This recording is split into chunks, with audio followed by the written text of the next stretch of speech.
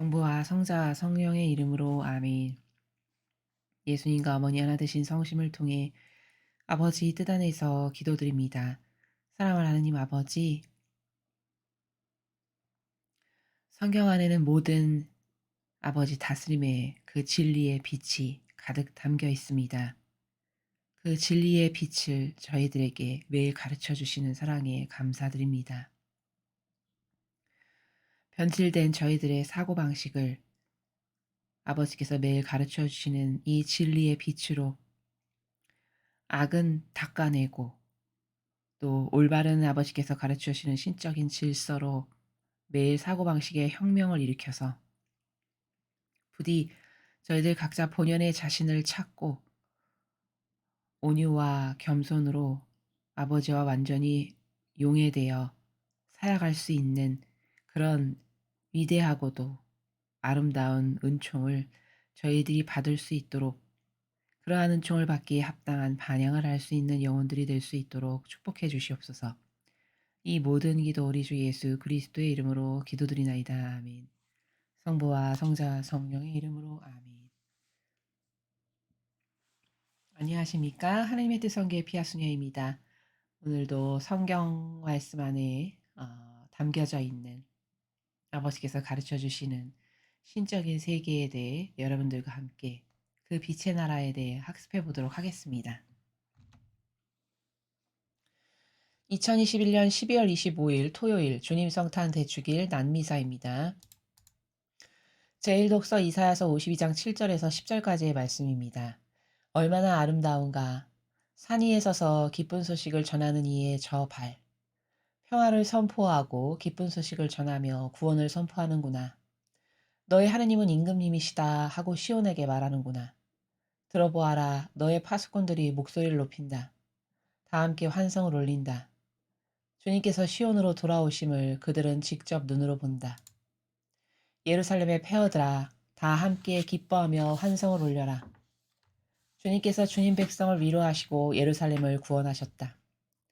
주님께서 모든 민족들이 보는 앞에서 주님의 거룩한 팔을 걷어붙이시니 땅끝들이 모두 우리 하느님의 구원을 보리라. 주님의 말씀입니다.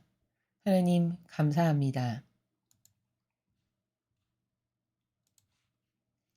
지금 이사야 예언자가 52장에서 전하고 있는 이 빛의 나라, 이 빛의 나라의 분위기는 어떤 것이냐면 이제 곧 인류에는 구원자이신 그리스도이신 예수님께서 오실 것이잖아요. 빛 자체이신 그분께서. 그것은 마치 이 자연법에 빗대어서 설명을 하면 이런 것과 같은 거죠. 우리가 왜 명절이 되면은 지금은 좀 그런 분위기가 많이 시들해졌는데 불과 얼마 전까지만 해도 명절이다 그러면 막 설레고 들뜨고 오랜만에 친척들을 만나서 행복하고 기쁘고 뭐 이런 어떤 정서나 분위기가 있죠. 그런 명절이라서 며칠 전부터 막 설레고 기쁘고 들떼서 막 행복하게 음식을 준비하고 이런 어떤 그런 마음의 빛의 나라. 그러한 것처럼 이제 예수님께서 인류에 오실 것을 생각하니 설레고 기쁘고 행복으로 가득한 그런 마음의 나라에서 지금 이사야 예언자가 전하고 있는 그런 예언입니다. 그래서 관점적으로 정리를 하면은 지금 이사야 예언자가 이야기하는 나라는 빛의 신비인데 이 빛의 신비라는 것은 이 빛이 어떤 빛인지, 이 인류에 오실 빛이 어떤 빛인지를 이해하는 것이 바로 오늘 이 이사야 예언자가 이야기하는 그 예수 그리스도께서 탄생하시는 신비를 이해하는 것이다. 이렇게 말씀드릴 수 있습니다. 얼마나 아름다운가. 산 위에 서서 기쁜 소식을 전하는 이의 저 발. 자, 여기 산 위에 서서 기쁜 소식을 전한다라고 했는데 이 산은 주님이 머무시는 산, 그러한 산을 이야기하고 있습니다. 평화를 선포하고 기쁜 소식을 전하며 구원을 선포하는구나. 자, 평화를 선포한다라고 이야기하죠. 여기 이 평화는 이제 하느님과 인류가 화해해서 소통이 가능해지는 그 평화. 바로 그 평화를 선포하고 이제 기쁜 소식이라는 거는 어 예수님께서 오실 바로 그 기쁜 소식이죠. 그것을 전하면서 구원을 선포하는구나 이렇게 말하고 있습니다. "너의 하느님은 임금님이시다." 하고 시온에게 말하는구나. 자, 여기 "너의 하느님은 임금님이시다." 자, 임금님이라고 표현한 것은 왕으로 오실 왕을 상징하는 겁니다. 그래서 "너의 하느님은 임금님이시다." 하고 시온에게 말하는구나. 자, 이 시온은 하느님을 믿는 백성들, 아버지께 속한 백성들, 그 백성에게 말씀하시는구나 이런 뜻입니다. "들어보아라. 너의 파수꾼들이 목소리를 높인다."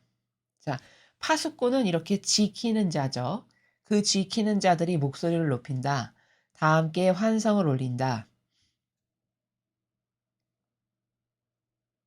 주님께서 시온으로 돌아오심을 그들은 직접 눈으로 본다.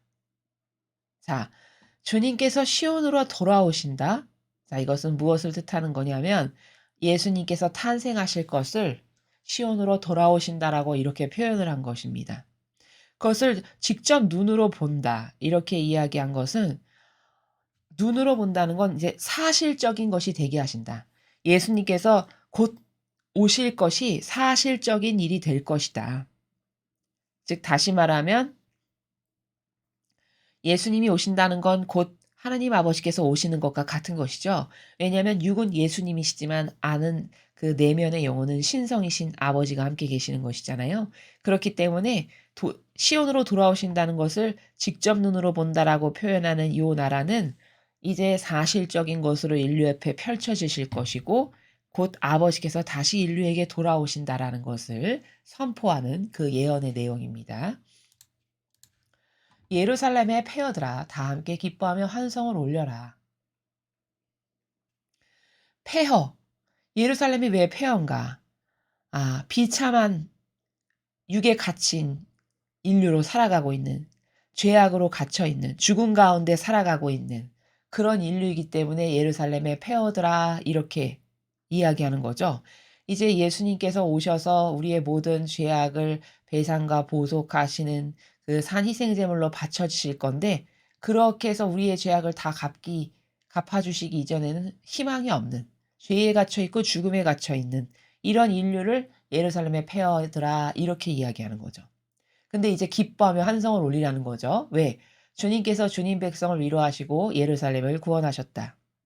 예수님께서 오셔서 당신께 속한 백성을 친히 위로하실 것이고 이제 구원자로 오실 거니까 기뻐해라 이 말이죠. 주님께서 모든 민족들이 보는 앞에서 주님의 거룩한 팔을 걷어붙이시니 땅끝들이 모두 우리 하느님의 구원을 보리라. 자, 모든 민족들이 보는 앞에서 주님의 거룩한 팔을 걷어붙이시니. 자, 이렇게 팔을 걷어붙인다는 것은 사람이 본격적으로 일을 할 때 이렇게 팔을 걷어붙이죠.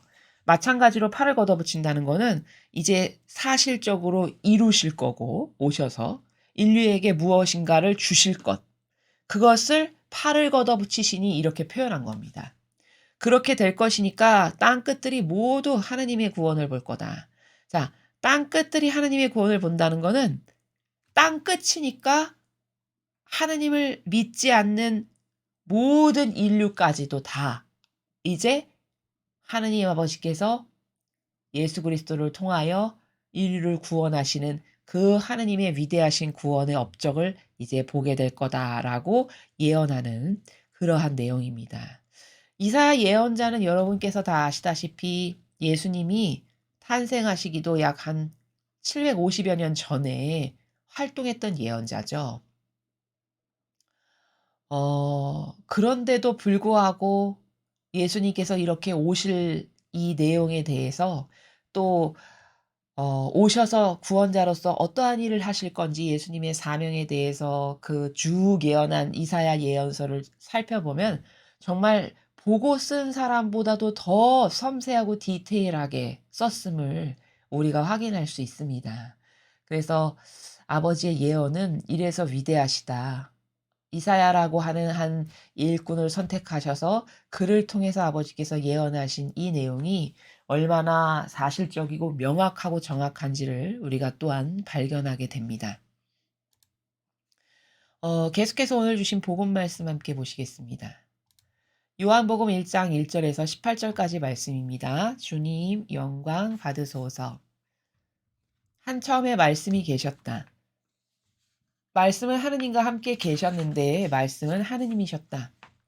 그분께서는 한 처음에 하느님과 함께 계셨다. 모든 것이 그분을 통하여 생겨났고 그분 없이 생겨난 것은 하나도 없다. 그분 안에 생명이 있었으니 그 생명은 사람들의 빛이었다. 그 빛이 어둠 속에서 비치고 있지만 어둠은 그를 깨닫지 못하였다. 하느님께서 보내신 사람이 있었는데 그의 이름은 요한이었다. 그는 증언하러 왔다. 빛을 증언하여 자기를 통해 모든 사람이 믿게 하려는 것이었다. 그 사람은 빛이 아니었다. 빛을 증언하러 왔을 따름이다. 모든 사람을 비추는 참빛이 세상에 왔다. 그분께서 세상에 계셨고 세상이 그분을 통하여 생겨났지만 세상은 그분을 알아보지 못하였다. 그분께서 주님 땅에 오셨지만 그분의 백성은 그분을 맞아들이지 않았다. 그분께서는 주님을 받아들이는 이들, 주님의 이름을 믿는 모든 이에게 하느님의 자녀가 되는 권한을 주셨다. 이들은 혈통이나 유교이나 남자의 욕망에서 난 것이 아니라 하느님에게서 난 사람들이다.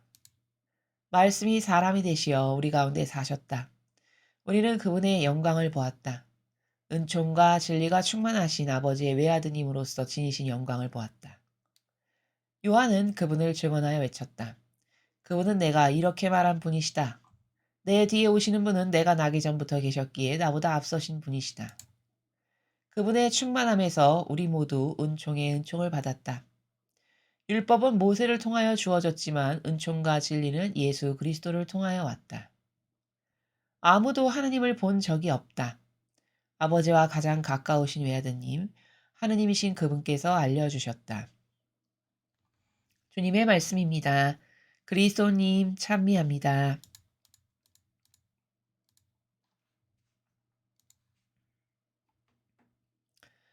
요한복음도 역시 빛으로서 이 세상에 오신 예수 그리스도에 대해서 증언하고 있습니다. 한 처음에 말씀이 계셨다. 말씀은 하느님과 함께 계셨는데 말씀은 하느님이셨다. 그분께서는 한 처음에 하느님과 함께 계셨다. 자, 여기서 여기 그 2절에 그분이라고 지칭하는 이 그분이 누구시냐? 바로 주님. 우리가 주님이라고 지칭하는 예수님이시죠. 그 예수님께서 그 주님께서 한참에 하느님과 함께 계셨다 이렇게 증언하고 있습니다. 모든 것이 그분을 통하여 생겨났고 그분 없이 생겨난 것은 하나도 없다. 자, 모든 것이 그분을 통해서 생겨났다. 그럼 이 그분은 2절에서 말한 주님이죠. 주님. 창조주이신 주님을 말하는 겁니다. 그래서 그분을 통해서 생겨났다라고 말씀하시는 것을 통해 우리는 예수님께서 창조주시구나 라는 것을 발견할 수 있습니다. 이 3절의 내용을 통해서 그분 없이 생겨난 것은 하나도 없다. 그분 안에 생명이 있었으니 그 생명은 사람들의 빛이었다.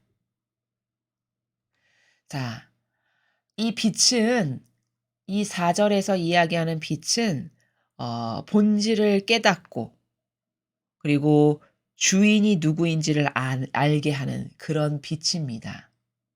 예수님께서 그런 빛으로 세상에 오셨다라는 것이죠.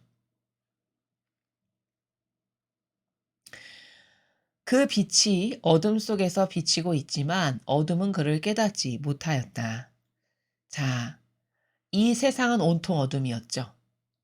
죽음에 갇히고 죄악에 갇힌.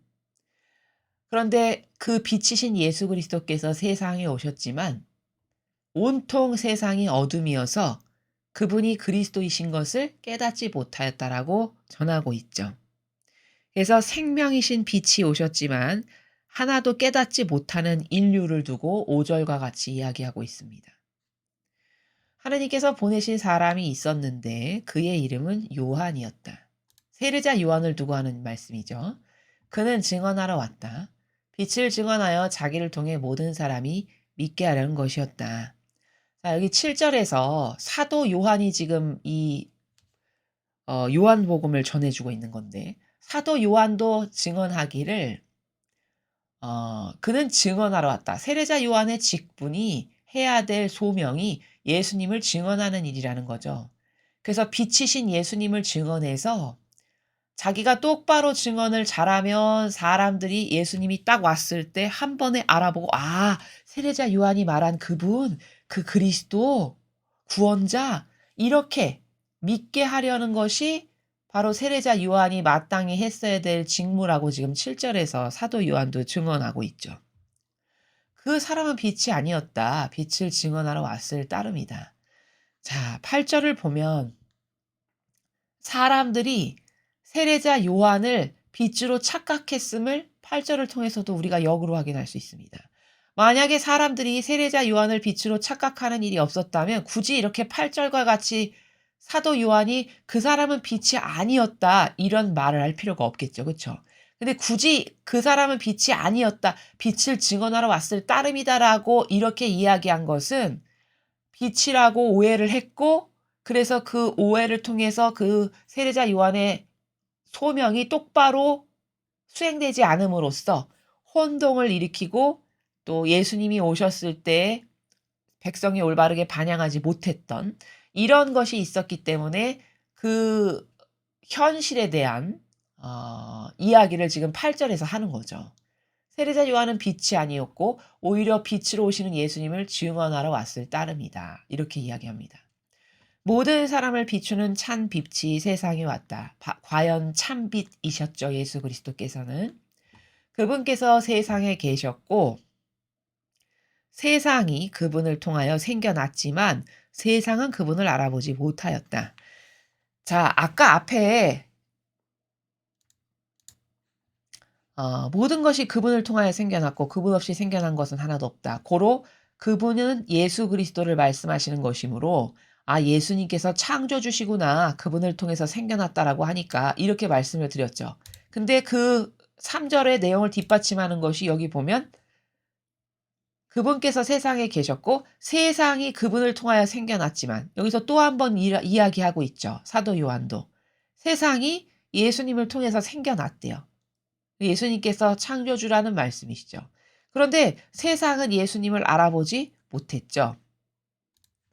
그분께서 주님 땅에 오셨지만 그분의 백성은 그분을 맞아들이지 않았다. 우리가 다 익히 성경의 구약을 통해서 신약을 통해서 예수님이 오신 이후에 백성들이 어떻게 반향했고 마침내는 십자가에 못 박혀서 돌아가시게끔 했던 일련의 모든 과정을 다 알고 있죠. 진짜 맞아들이지 않았죠.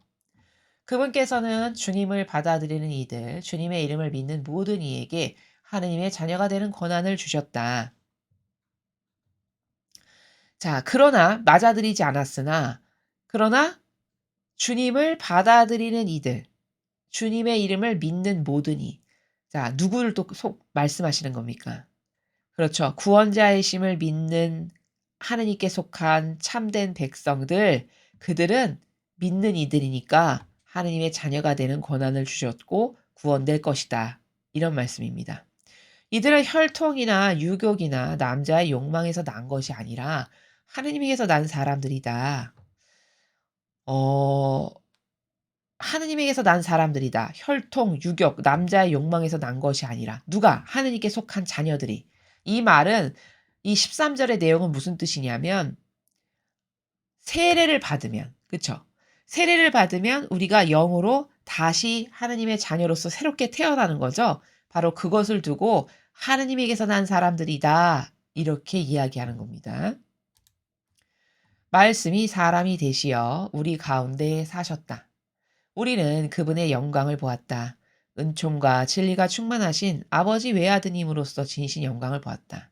자, 정말 말씀이신 예수 그리스도께서 사람이 되셔서 이 세상에 오셨고 백성들 가운데서 함께 사셨습니다. 진짜 말씀이 그대로 다 이루어졌죠. 이 성경의 진리가. 그리고 그분의 영광을 보았다. 제자들 그리고 그 당시에 예수님으로부터 치유받았고 기적을 목격했던 모든 사람들은 영광을 본 게 맞죠. 그쵸? 은총과 진리가 충만하신 아버지 외아드님으로서 지니신 영광을 보았다. 자, 은총과 진리가 충만하신 하느님의 외아드님으로서 치유의 기적, 말씀을 전하시고 아버지의 뜻이 무엇인지 이런 기타 등등의 많은 하느님의 뜻을 지상에 오셔서 펼치심으로써 그 모든 것을 목격한 사람들은 예수 그리스도를 통해서 아버지의 그 영광이 드러나심을 다 목격한 사람들이죠. 요한은 그분을 증언하여 외쳤다. 그분은 내가 이렇게 말한 분이시다. 자, 이 요한은 세례자 요한이죠. 내 뒤에 오시는 분은 내가 나기 전부터 계셨기에 나보다 앞서신 분이시다. 어,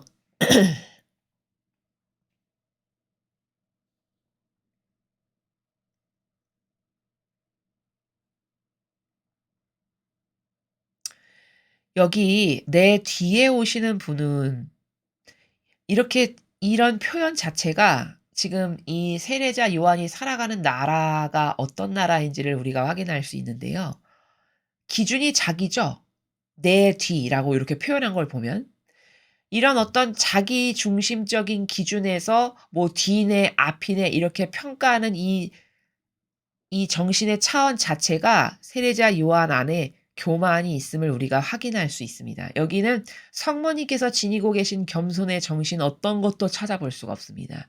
성모님은 아버지의 은총으로 어 그 수태고지를 천사를 통해서 전하실 때 이 몸은 주님의 종입니다. 그 종의 정신과 나라에서 모든 말씀을 들으셨음을 쭉 확인할 수 있어요, 성경을 통해서 보면. 어머니께서 그 반영하신 나라가. 근데 그것과 비교해서 지금 세례자 요한이 이야기하는 나라를 보면 내 뒤에 오시는 분은 마치 어 이 활자적 표현으로는 겸손한 것처럼 보일지 모르겠으나 영의 세계에서 이 단어 하나하나하나를 통해서 그 단어 너머에 있는 나라 있죠. 본질의 나라를 이렇게 보면 주격이 자기예요. 내 뒤. 이렇게 자기를 먼저 내세워서 말하는 것 자체가 그리스도 앞에서 구원자 앞에서 이게 교만인 거고 그리고 내 뒤네 앞이네 이렇게 뭔가를 자기가 설정하는 이런 것 자체가 성모님께서 어 그 천사가 와서 수태고지를 하셨을 때 반영하신 나라하고는 완전히 다른 나라임을 확인할 수 있습니다. 이거 비록 한 문장밖에 되지 않지만 아 세례자 요한이 교만의 정신에서 살았고 자신에게 주어진 위대한 소명이 무엇인지를 잘 깨닫지 못하였음을 이 문장에서도 우리가 확인할 수 있다라는 것이죠.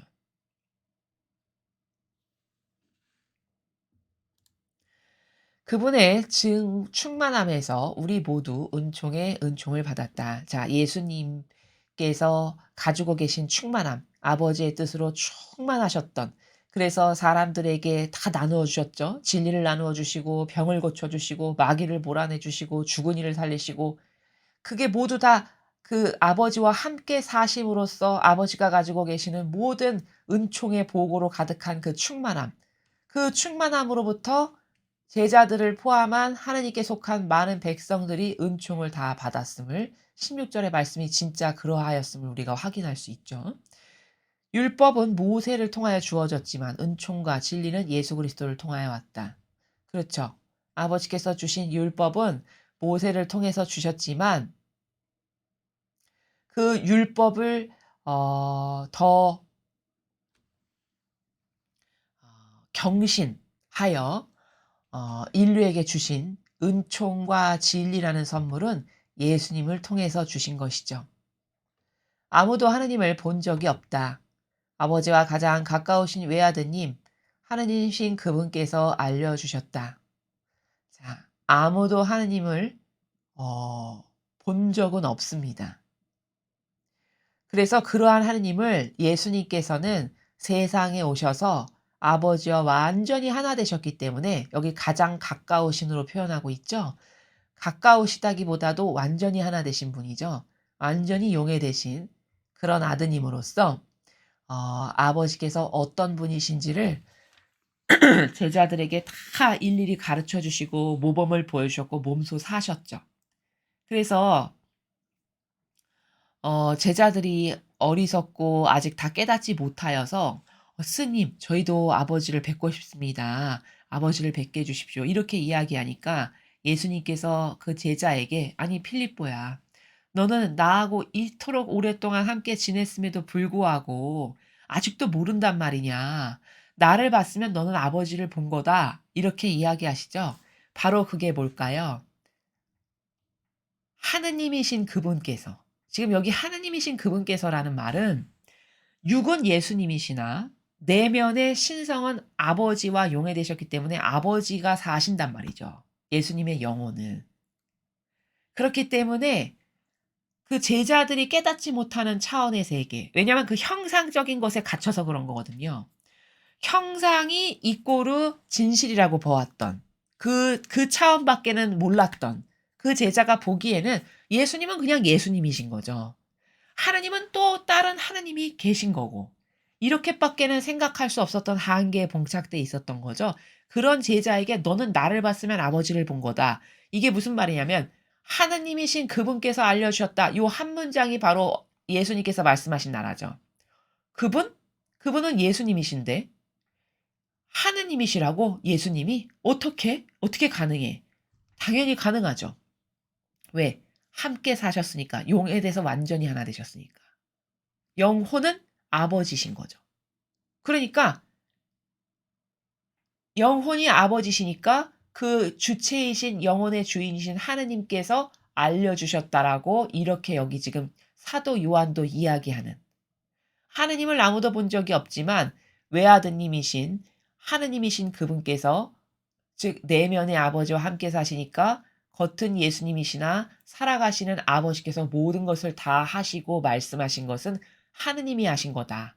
하느님께서 자신이 어떤 존재이신가를 드러내시고 말씀하시고 가르쳐 주신 거다라는 거죠.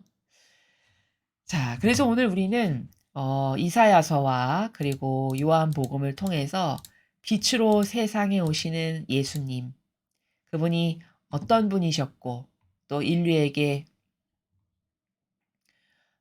어떤 위대한 빛이셨고 그 빛 때문에 인류는 드디어 구원받을 수 있게 되었고 희망이 생겼고 이런 것에 대해서 이사야 예언자와 사도 요한이 증언한 내용을 통해서 후대에 살아가는 우리가 정말 그렇게 되었음을 그 모든 것이 이루어졌음을 오늘 확인하고 있습니다.